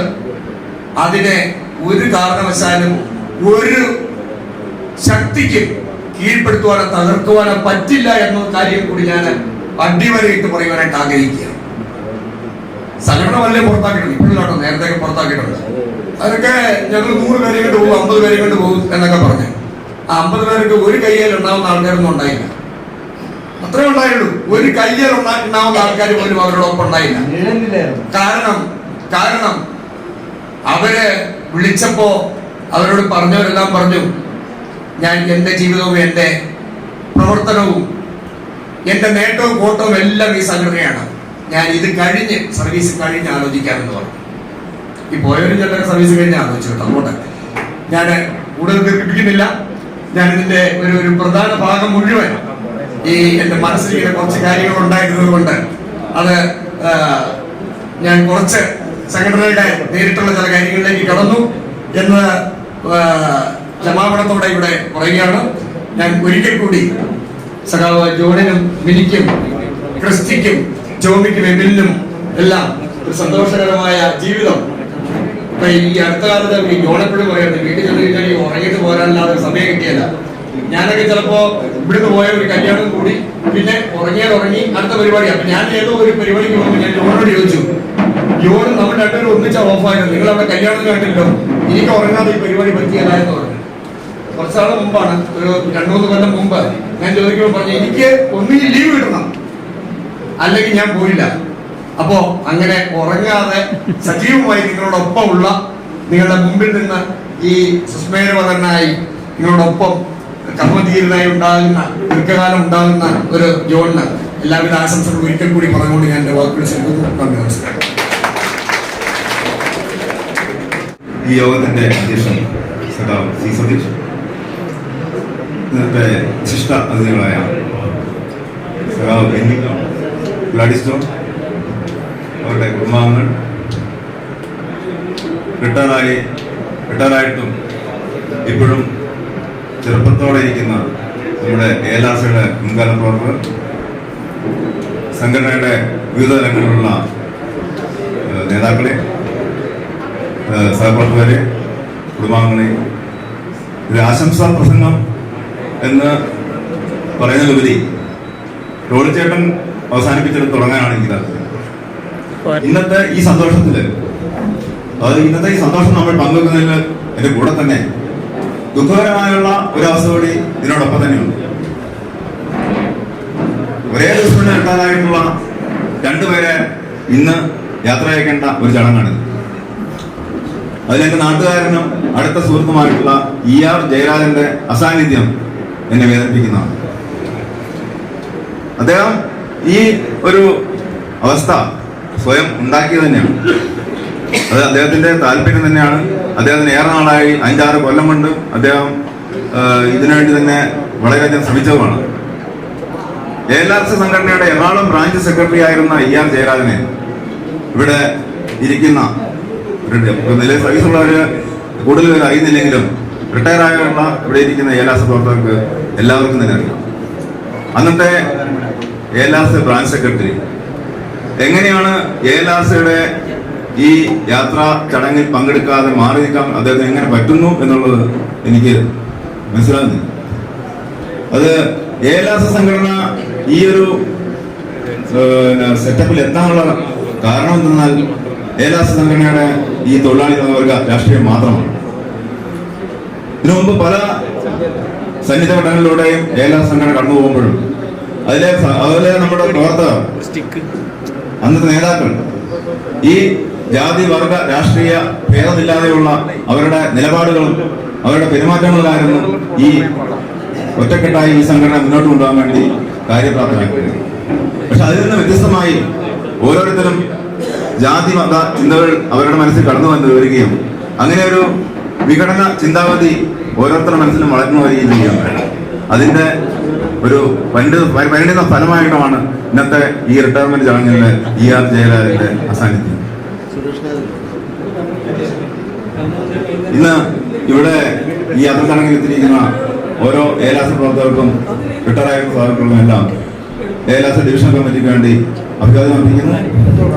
അതുപോലെ ഇന്ന് റിട്ടയറായി മാർച്ച് 31 റിട്ടയറായ സഖാവ് എൻ വി ജോണിനും അദ്ദേഹത്തിൻ്റെ കുടുംബത്തിനും ഐശ്വര്യപൂർണമായ സമാധാനപൂർണമായ ഒരു റിട്ടയർമെന്റ് ജീവിതം ആശംസിക്കുന്നു. നന്ദി, നമസ്കാരം. പരിപാടിയുടെ വിശിഷ്ടാതിഥി എന്ന ജോണേട്ടനാണ്. ജോണേട്ടൻ്റെ ഇവിടെ കുറേയധികം ഗുഡ്സ് വണ്ടികളും പാസഞ്ചർ വണ്ടികളും ഞാൻ വർക്ക് ചെയ്തിട്ടുണ്ട്. അദ്ദേഹത്തിൻ്റെ കൂടെ വർക്ക് ചെയ്യുമ്പോൾ എനിക്ക് അനുഭവപ്പെട്ടിട്ടുള്ള അദ്ദേഹത്തിൻ്റെ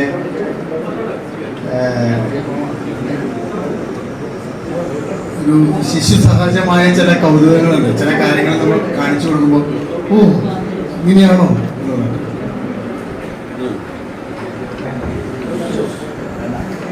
ഓരോ കാര്യത്തെയും മനസ്സിലാക്കിയെടുത്ത് ഇപ്പോൾ ഇലക്ട്രോണിക്സിൻ്റെ തലതൊട്ടപ്പന്മാരായ പല ആൾക്കാർക്ക് ഉണ്ടാവുകയായിരിക്കും. പക്ഷെ ഇപ്പോൾ ഇന്നലെ ഞാൻ സംസാരിക്കുമ്പോൾ സതീഷേട്ടൻ പറഞ്ഞു 11 വർഷമായിട്ട് ജോണേട്ടൻ തന്ന ടോർച്ചാണ് ഇപ്പോഴും ഉപയോഗിച്ചുകൊണ്ടിരിക്കുന്നത്. ജോണേട്ടൻ റിട്ടയർ ചെയ്യുന്നതുകൊണ്ട് ആ ടോർച്ച് മാറ്റണമെന്ന് ആലോചിപ്പിക്കുക എന്ന് വെച്ചാൽ ഞാൻ പറയുന്നത് എന്താ വെച്ചാൽ ട്രൈ കളർ ടോർച്ച് 2 വർഷമോ 3 വർഷമോ കൂടുതൽ ഉപയോഗിക്കുന്ന ടോർച്ചുകളില്ല. പക്ഷേ ജോണേട്ടൻ്റെ ടോർച്ച് ഇപ്പോൾ 11 വർഷമായിട്ട് ഉപയോഗിക്കുന്നു പറയുമ്പോൾ അദ്ദേഹം തിരഞ്ഞെടുത്ത ഓരോ ഇലക്ട്രോണിക് കോമ്പണൻസും അത്രയും നന്നായതുകൊണ്ടായിരിക്കുമല്ലോ. അത് നമ്മുടെ ആൾക്കാർ ഉപയോഗിക്കണമെന്ന് ആഗ്രഹിച്ചുകൊണ്ട് അദ്ദേഹം ഉണ്ടാക്കിയതാണ്. അപ്പോൾ അതുകൊണ്ടാണ് അദ്ദേഹത്തിൻ്റെ മനസ്സിൻ്റെ ആ നേർമ കൊണ്ട് തന്നെയാണ് നമുക്കത് കൂടുതൽ കാലത്തേക്ക് ഉപയോഗിക്കാനും പറ്റുന്നത്. കൂടുതലൊന്നും പറയുന്നില്ല. സോണൽ കമ്മിറ്റിക്ക് വേണ്ടി അദ്ദേഹത്തിനും അദ്ദേഹത്തിൻ്റെ കുടുംബത്തിനും നല്ലൊരു ഭാവി ജീവിതം ആശംസിച്ചുകൊണ്ട് നിർത്തുന്നു. ഇൻകുലാബ് സിന്ദാബാദ്, ALRC സിന്ദാബാദ്. ശ്രീ സതീഷ്, നമ്മുടെ ഇന്നത്തെ ശ്രദ്ധാകേന്ദ്രം ഏവർക്കും പ്രിയങ്കരമായ ശ്രീ എൻ വി ജോൺ, അദ്ദേഹത്തിൻ്റെ ഭാര്യ മിനി, അദ്ദേഹത്തിൻ്റെ മക്കൾ, മരുമകൻ, കുടുംബാംഗങ്ങൾ, പ്രിയപ്പെട്ട മുതിർന്ന നേതാക്കളെ, റിട്ടയറായ സുഹൃത്തുക്കളെ, പ്രിയ സഹാക്കളെ. റിട്ടയർമെൻറ്റ് എന്ന് പറയുന്നത് ഒരു തൊഴിലാളിയുടെ, പ്രത്യേകിച്ച് ഇന്ത്യൻ റെയിൽവേയിലെ ഒരു റണ്ണിംഗ് സ്റ്റാഫിൻ്റെ ജീവിതത്തിൽ ഏറ്റവും വളരെ പ്രധാനപ്പെട്ട ഒരു നാഴികക്കല്ലാണ് എന്ന് വിശ്വസിക്കുന്ന ഒരു വ്യക്തിയാണ് ഞാൻ. നാഴികക്കല്ല് എന്ന് പറയുമ്പോൾ ഒരു വലിയ മാറ്റം, റിട്ടയർമെൻറ്റ് ജീവിതത്തിന് ഒരു വലിയ മാറ്റം, റിട്ടയർമെൻറ്റ് ജീവിതത്തിലല്ല ജീവിതത്തിന് തന്നെ ഒരു വലിയ മാറ്റം പ്രദാനം ചെയ്യുന്ന ഒരു ടേണിംഗ് പോയിന്റാണ് റിട്ടയർമെൻറ്റ്. റിട്ടയർമെൻറ്റിന് മുമ്പും റിട്ടയർമെൻറ്റിന് ശേഷവും എന്ന് ജീവിതം അടയാളപ്പെടുത്തിയിരിക്കും. പലതരം വ്യക്തികളുണ്ട് നമ്മുടെ സമൂഹത്തിൽ. ചിലരൊക്കെ റിട്ടയർമെൻറ്റിന് ശേഷം വളരെയധികം നിശബ്ദരായി കാലങ്ങൾ കഴിക്കുന്നത് കാണാം. ചിലരൊക്കെ റിട്ടയർമെൻറ്റിന് ശേഷമായിരിക്കാം കൂടുതൽ വാചാലരാകുന്നത്, അല്ലെങ്കിൽ വളരെയധികം വ്യക്തിമുദ്ര പതിപ്പിക്കുന്നത്, അങ്ങനെയൊക്കെ. അതിനെ ഒരു ജസ്റ്റ് ഒരു എക്സാമ്പിളിനോട് ഉപമിച്ചു കഴിഞ്ഞാൽ, ഈ പ്യൂപ്പ എന്ന് പറയുന്ന ഒരു കാര്യത്തെ പറ്റി കേട്ടിട്ടുണ്ടാവും. പ്യൂപ്പ എന്ന് പറയുന്നത് ചിത്രശലഭമാകാൻ വേണ്ടിയിട്ട് അതിൻ്റെ ലാർവ ഒരു പ്രത്യേക അവസ്ഥയിലേക്ക് പോകുന്നതാണ്. ഈ ലാർവ ഈ പ്യൂപ്പ സ്റ്റേജ് കഴിഞ്ഞിട്ട് അത് വർണ്ണശബളമായ ചിറകുകൾ വിടർത്തി ആകാശത്തേക്ക് പറന്ന് ഉയരുന്നതാണ്. അതൊരു ടേണിംഗ് പോയിന്റാണ് ജീവിയുടെ ജീവിതത്തിൻ്റെ എന്ന് പറയുന്നതൊക്കെ. എനിക്ക് എൻ വി ജോണിൻ്റെ ആ ഒരു ജീവിതത്തിനെ ഞാൻ ഇങ്ങനെ ഭൂമിക്കാനാണ് ആഗ്രഹിക്കുന്നത്. അദ്ദേഹത്തിൻ്റെ ജീവിതം ഇനിയൊരു ചിത്രശലഭത്തെ പോലെ, ഒരു പൂമ്പാറ്റയെ പോലെ വർണ്ണശബളമായി പ്രകൃതിയിൽ പാറി നടക്കട്ടെ എന്നുള്ളതാണ്. കാരണം സ്വാതന്ത്ര്യം എന്ന് പറയുന്നത് ഏറ്റവും അമൃതമായിട്ട് തോന്നുന്നത് ഒരു റണ്ണിംഗ് സ്റ്റാഫ് അവൻ്റെ ജോലികളിൽ നിന്നും അവൻ്റെ മറ്റ് കെട്ടുപാടുകളിൽ നിന്നുമൊക്കെ സ്വയം വിടുതൽ ചെയ്യുമ്പോഴാണ്. അത് ജോണിന് മനസ്സിലാവണമെന്നുണ്ടെങ്കിൽ ഈ റിട്ടയർമെന്റിന് ശേഷമുള്ള ഈ ഏതാനും ആഴ്ചകൾ, ഇപ്പം ഈ ബഹളങ്ങളും ഈ സ്വീകരണങ്ങളും ഒക്കെ കഴിഞ്ഞിട്ട് കൃത്യമായ ഇടവേളകളിൽ ഭക്ഷണം കഴിക്കാനും കൃത്യമായ രാത്രികളിൽ ഉറങ്ങാനും സാധിച്ചു കഴിയുമ്പോഴാണ് മനസ്സിന്റെ ആ സന്തോഷം പ്രതിഫലിക്കാൻ തുടങ്ങുന്നത്. സഖാവ് എം എം റോഡി നമുക്ക് ഈ തൊഴിലാളി നമ്മുടെ NRSA അഭിമുഖീകരിക്കുന്ന പ്രശ്നങ്ങളും അതുപോലെ തന്നെ അലണ്ടിക് സ്റ്റാഫിന്റെ പ്രശ്നങ്ങളും ഇനി വരാൻ പോകുന്ന പ്രശ്നങ്ങളും സമരങ്ങളും ഒക്കെ പറഞ്ഞു. അതിനിടയ്ക്ക് അദ്ദേഹം വളരെ ഇമ്പോർട്ടൻ്റ് ആയിട്ടുള്ള ഒരു മെസ്സേജ് പറയുകയുണ്ടായി. ആദ്യം കൈയടിച്ചത് ഞാനാണ്. അതായത് നമുക്ക് പാർട്ടി ലേബലുകളില്ല, മതത്തിന്റെ ലേബലില്ല, മറ്റ് ചേരിതിരിവുകളില്ല, ഒന്നുമില്ല. നമുക്കുള്ളത് ഒരൊറ്റ ലക്ഷ്യം മാത്രം, തൊഴിലാളി വർഗ ഉന്നമനം. ഒരൊറ്റ നിറം മാത്രം, ആ ചുവപ്പ് നിറമാണ് നമ്മുടെ കൊടിയുടേത്. അതൊരു രാഷ്ട്രീയ പാർട്ടിയുടെയും കൊടിയുടെ നിറം എന്ന് അവകാശപ്പെടാനില്ല. കാരണം തൊഴിലാളി ചുവപ്പ് നിറമുള്ള കൊടി ഏന്തതിന് ശേഷമാണ് രാഷ്ട്രീയ പാർട്ടികൾ ഉണ്ടായത്. അതിനുശേഷം രാഷ്ട്രീയ പാർട്ടികളായിരിക്കാം, വിപ്ലവ പാർട്ടികൾ എന്ന ലേബലുള്ള രാഷ്ട്രീയ പാർട്ടികളായിരിക്കാം ആ നിറം കടമെടുത്ത് ആ സ്വന്തം കൊടിയിൽ പതിപ്പിച്ചിട്ട് അവര് ആയത്. അതല്ലാതെ അവരുടെ കൊടിയുടെ നിറമല്ല. കാരണം ആ ചുവപ്പ് എന്ന് പറയുന്നത് രക്തത്തിന്റെ നിറമാണ്. ശരീരത്തിലെ ഒരൊറ്റ ഫ്ലൂയിഡ് അതിന് മാത്രമേ ഉള്ളൂ രക്തത്തിന്റെ നിറം. അത് ചുവപ്പാണ്. ചുവപ്പ് നിറമുള്ളത് രക്തത്തിന് മാത്രമാണ്. ഈ രക്തം എന്ന് പറയുന്നത് തൊഴിലാളിയുടെ അധ്വാനം, വിയർപ്പും രക്തവും വിയർപ്പാക്കി മാറ്റി, അധ്വാനമാക്കി മാറ്റി തൊഴിലാളി ചെയ്യുന്നതിന്റെ ആ ഒരു അങ്ങേയറ്റത്തെ ഒരു പ്രതീകാത്മകമായിട്ടുള്ള ഒരു ചിത്രീകരണമാണ് റെഡ് എന്ന് പറയുന്നത്.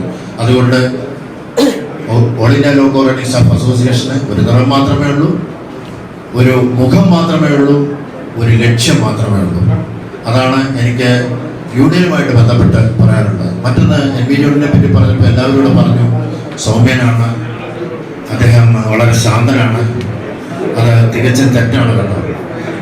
ആ സൗമ്യതയുടെ ഉള്ളിൽ വളരെ ശക്തനായ ഒരു പോരാളിയുണ്ട്, വളരെ ശക്തനായ ഒരു വിമർശകനുണ്ട്.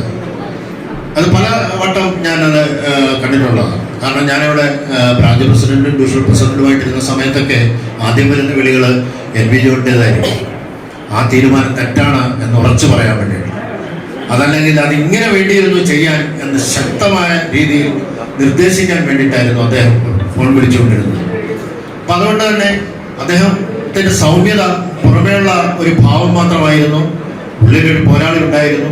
തീർച്ചയായിട്ടും അത് all India low coordination staff അസോസിയേഷനെ സംബന്ധിച്ചിടത്തോളം വലിയ നഷ്ടം തന്നെയാണ് അദ്ദേഹത്തിന്റെ വിരമിക്കൽ. മറ്റൊന്ന്, അദ്ദേഹത്തിന്റെ ആരും കാണാത്ത, ആരും പറയാത്തൊരു മുഖം കൂടി ഞാൻ വെളിപ്പെടുത്താൻ ആഗ്രഹിക്കുകയാണ്. രണ്ടാമത്തെ പ്രളയം രണ്ടെണ്ണം നമ്മൾ ഈ അടുത്ത കാലത്ത് അഭിമുഖീകരിച്ചു. രണ്ടാമത്തെ പ്രളയത്തിന് ശേഷം അദ്ദേഹത്തിന് നിലമ്പൂർ നാടിനടുത്ത് അവളപ്പാറ എന്ന് പറയുന്ന സ്ഥലത്തും പാതാർ എന്ന് പറയുന്ന സ്ഥലത്തും വലിയ ഉരുൾപൊട്ടലുകളുടെ നാശനഷ്ടങ്ങളുണ്ടായി. ആ സമയത്ത് ഒന്നാമത്തെ പ്രളയത്തിന് CMDRF വളരെ മാതൃകാപരമായിട്ട് അന്നത്തെ ഡിവിഷണൽ കമ്മിറ്റി വളരെ പെട്ടെന്നെടുത്തൊരു തീരുമാനത്തിൽ വളരെ വൈഡായിട്ട് വലിയൊരു തുക പിരിച്ചെടുത്ത് പിണറായി വിജയന്, അന്നത്തെ മുഖ്യമന്ത്രി പിണറായി വിജയന് നൽകുകയുണ്ടായി. പക്ഷേ നമ്മളെയൊക്കെ ജനിച്ചുകൊണ്ട് വീണ്ടും പ്രളയം ആവർത്തിക്കുകയാണ്. അപ്പോഴും വീണ്ടും ഉരുൾപൊട്ടലുകളൊക്കെ ഉണ്ടാകുകയാണ്. അപ്പൊ വീണ്ടും ഒരു പിരിവെടുക്കുക എന്നുള്ളത് അപ്രാപ്യമായപ്പോൾ നമ്മൾ ശങ്കിച്ചു നിന്ന സമയത്ത് NV ജോൺ എന്നെയും അന്ന് ബ്രാഞ്ച് സെക്രട്ടറി ആയിരുന്ന സഹോ V ഗോപകുമാറിനെയും സമീപിച്ചിട്ട് ഒരു നിർദ്ദേശം വെക്കുകയുണ്ടായി. എൻ്റെ നാട്ടിൽ കുറേയധികം സാധാരണക്കാരും അല്ലാതെ ദുരിതം അനുഭവിക്കുന്നു. അപ്പൊ ഞങ്ങൾ പറഞ്ഞു, CMDRF-ൽ നിന്നൊന്നും കിട്ടുമല്ലോ. അതല്ല, അത് വളരെ വൈകും. എന്തെങ്കിലും ഒരു കാര്യം നമ്മൾ ചെയ്യുന്നുണ്ടെങ്കിൽ അവർക്ക് നേരിട്ട് കൊടുക്കാൻ ഒരു ചാനലുണ്ട്. ഡൊമിനിക് എന്ന് പറയുന്ന ഒരു വ്യക്തിയുണ്ട്, ഒരു പൊതുപ്രവർത്തകനാണ്. ഞാൻ അദ്ദേഹത്തെ പരിചയപ്പെടുത്താം. അദ്ദേഹത്തിന്റെ കൂടെ നടന്നിട്ട് നമുക്ക് ആ വീട്ടിൽ ആ ദുരിതം അനുഭവിക്കുന്നവരുടെ കൈകളിൽ നേരിട്ട് ഏൽപ്പിച്ചു കൊടുക്കാവുന്ന നിർദ്ദേശം ജോൺ മുന്നോട്ട് വയ്ക്കുകയുണ്ടായി. അന്ന് ഞങ്ങൾ രണ്ടുപേരും, കൂടാതെ ജിപ്സൺ, KK സുരേഷ് കുമാർ, പുരുഷോത്തമൻ, അങ്ങനെ കുറച്ച് ആൾക്കാരെ മുന്നിട്ടിറങ്ങി ഒരു വലിയ തുക സമാഹരിച്ച് ഞങ്ങൾ നേരിട്ട് അവിടെ പോയി അവശിഷ്ടങ്ങളുടെ ഇടയിൽ നിന്ന് വിതുമ്പുന്ന അമ്മമാരുടെ കൈകളിൽ, അതായത് ഉറ്റപ്പെട്ടവർ, നഷ്ടപ്പെട്ടു പോയ കുഞ്ഞുങ്ങളുടെ കൈകളിൽ, സ്വന്തം കൃഷിഭൂമിയും കാർപ്പിടവും ഒക്കെ നശിച്ചുപോയി ജീവിതം ഒരു ചോദ്യചിഹ്നമായിട്ട് നിൽക്കുന്ന കർഷകരുടെ കൈകളിൽ വെച്ചു കൊടുത്ത് ആ ഒരു വലിയൊരു സംതൃപ്തി നേടിയെടുത്തത് ശ്രീ എൻ വി ജോൺ എന്ന വ്യക്തിയുടെ മാത്രം അവകാശപ്പെട്ടതാണ്. അദ്ദേഹത്തിന് വലിയ അപ്രീഷിയേഷൻ നമ്മൾ കൊടുത്തേ മതിയാവും. മറ്റൊന്ന് യൂണിയൻ്റെ മറ്റൊരു ഇതും കൂടെ ഞാൻ പറഞ്ഞിട്ട് ഞാൻ നിർത്താം, ധാരാളം പേര് സംസാരിക്കാനുണ്ട്.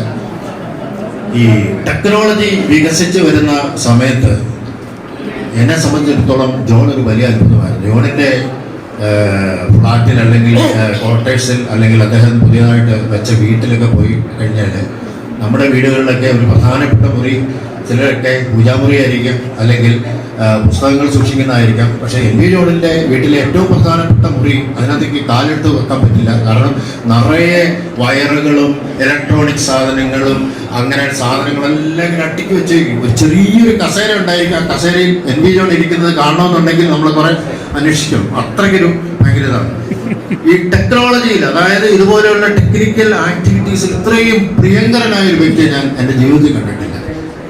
CD ഒക്കെ ഇറങ്ങിയ സമയത്ത് ആദ്യമായിട്ട് എൻ വി ജോണാണ് ഈ CD ഒക്കെ ഇട്ടിട്ട് എന്നെ ഓരോ കാഴ്ചകളൊക്കെ കണ്ട് അതല്ലെങ്കിൽ പുതിയ പുതിയ സിനിമകളുടെ CD ഒക്കെ തന്ന് ആനന്ദിപ്പിച്ചിട്ടുള്ളത്. ആദ്യമായിട്ട് ടാബ് കണ്ടത് എൻ വി ജോണിൻ്റെ കയ്യിൽ നിന്നായിരുന്നു. വളരെയധികം കഴിവുള്ള മനുഷ്യനാണ്. ഏതായാലും വിശ്രമ ജീവിതം അദ്ദേഹത്തിന് ഉപകാരപ്രദമാക്കുന്ന പലതരം ആക്ടിവിറ്റീസ് അദ്ദേഹത്തിൻ്റെ കയ്യിലുണ്ട്. അപ്പോൾ അതുകൊണ്ട് തീർച്ചയായിട്ടും അദ്ദേഹത്തിനെ ഇപ്പോൾ ആലങ്കാരികമായിട്ട് ഭംഗിവാക്കായിട്ട് പറയും LRSയുടെ സമ്മേളനങ്ങളിലേക്കൊക്കെ വരണം. എനിക്ക് തോന്നുന്നില്ല അദ്ദേഹത്തെ കിട്ടുമെന്ന് എനിക്ക് തോന്നുന്നില്ല. അതുകൊണ്ട് വെറുതെ പറയാമെന്ന് മാത്രം. അദ്ദേഹത്തിൻ്റെ ആ ഒരു ടേസ്റ്റുകളും ഒക്കെ അദ്ദേഹത്തിൻ്റെ കൂടെ തന്നെ അദ്ദേഹത്തിന് സന്തോഷപ്രദമാകുന്ന രീതിയിൽ മുമ്പോട്ട് പോകട്ടെ. ആയുരാരോഗ്യ സഖ്യം അദ്ദേഹത്തിൻ്റെ കൂടെ ഉണ്ടാവട്ടെ. അദ്ദേഹത്തിൻ്റെ കുടുംബങ്ങൾക്കെല്ലാം എല്ലാവിധ സന്തോഷങ്ങളും ഉണ്ടാവട്ടെ എന്ന് ആശംസിച്ചുകൊണ്ട് ഞാൻ വാക്കുകൾ സംഭരിക്കും. നന്ദി, നമസ്കാരം.